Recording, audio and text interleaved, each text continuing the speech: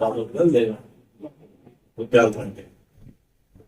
ಸುಮಾರು 24 ವರ್ಷದಿಂದ ನಾನು ಈಗ ತುಂಬಾ ಶಿಸ್ತಬದ್ಧವಾಗಿ ಅನುಕೂಲಿಯಾಗಿ ನಡೆದುಕೊಂಡ ಇದಕ್ಕೆ ಮೊದಲಿಗೆ ನಾವು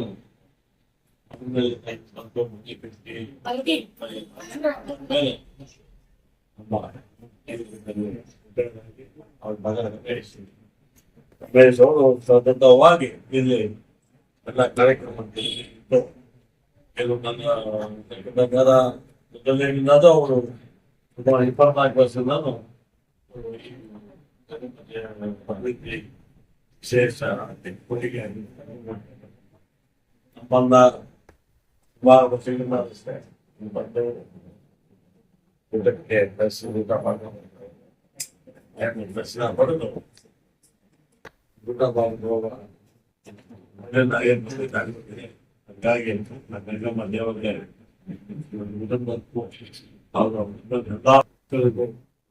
ಶ್ರದ್ಧೆಗೆ ಒಳ್ಳೆ ಆಶೀರ್ವಾದ ಮಾಡಲಿ, ನೆಮ್ಮದಿ ಜೀವನ ಹೋಗಲಿ ಅಂತ ಗಂಗಮ್ಮ ದೇವಿಗೆ ಅವಶ್ಯಕ ವಾಹಿನಿ ಮುಖಾಂತರ ಎಲ್ಲ ಗೊತ್ತಾಗ್ಬೇಕು ಎಲ್ಲರೂ ಕೊಟ್ಟೆ ಮಾಡಿ. ನಿಮ್ಮ ಒಂದು ಅಪ್ಪಟ ಶಿಷ್ಯಂದ್ರಲ್ಲಿ ಕೆ.ವಿ. ರಮಾಶನಾಥ್ ಕೂಡ ಸತತವಾಗಿ ಅಲ್ಲ 24 ವರ್ಷದಿಂದ ಕೂಡ ಸೇವೆ ಮಾಡ್ತಾರೆ. ಶಿಕ್ಷ ಅಲ್ಲ ಅವ ಬಾಂಬೆ ಸಹ ಇವೆಲ್ಲ ನಾವು ಯಾಕಂದ್ರೆ ಶಿಷ್ಯರುಗಳೆಲ್ಲ ತುಂಬಾ ಜನ ಇದ್ದಾರೆ, ಸಂಬಂಧ ಬೇರೆ ಇರ್ತಾರೆ. ನಾನು ಅದೇ ಪಾಲನೆ ಮಾಡ್ಕೊಳ್ತೇನೆ, ರಾಜಕೀಯವಾಗಿ ಸಂಬಂಧ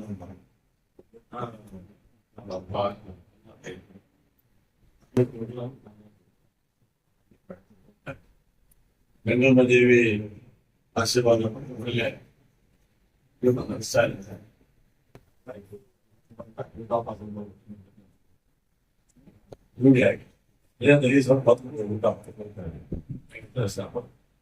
ನಾವು ಎಷ್ಟು ವರ್ಷಗಳಿಂದ ಬರ್ತೇವೆ ಸರ್ ಊಟ ಮಾಡಿ ವರ್ಷ ಲೆಕ್ಕ ಹಾಕೊಳ್ಳಿ.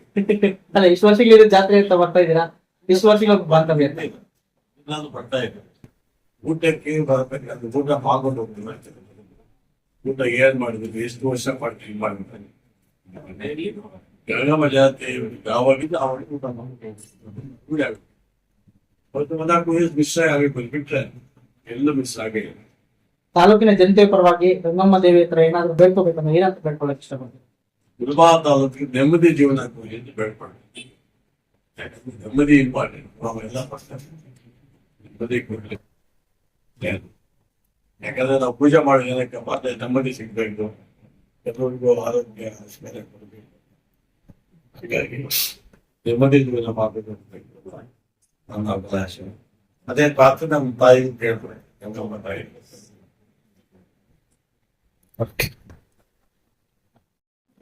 ನನ್ನ ಆತ್ಮೀಯರು, ನನ್ನ ಗುರುಗಳಾದ ಆಲಂಗೂರು ಶಿವಣ್ಣ ಅವರು, ನಾನು ಇಷ್ಟೊಂದು ಬೆಳೆಯೋ ಕಾರಣ ಆದಂತ ಆಲಂಗೂರು ಶಿವಣ್ಣ ನಮ್ಮ ಮಾವ ಅವರು, ಮತ್ತೆ ಅದೇ ರೀತಿ ನಮ್ಮ ಸತೀಶಣ್ಣ ಆಗ್ಲಿ, ನಮ್ಮ ಸನ್ನಸ್ನಳ್ಳಿ ರಾಜಣ್ಣ ಆಗ್ಲಿ, ನಮ್ಮ ನಾಗರಾಜಣ್ಣ ಆಗ್ಲಿ, ಮೋಗಣ್ಣ ಈ ಹಬ್ಬಕ್ಕೆ ಜಾತ್ರೆಗೆ ಆಗಮಿಸಿ ಊಟದ ವ್ಯವಸ್ಥೆ ಮಾಡಿಸಿದೆ. ಅದಕ್ಕೆ ಬಂದು ಆಗಮಿಸಿ ನಮ್ಗೆಲ್ಲ ಸಂತೋಷ ಪಡಿಸಿದ್ದಾರೆ. ಅವ್ರಿಗೆ ಧನ್ಯವಾದಗಳನ್ನು ತಿಳಿಸ್ತೇನೆ.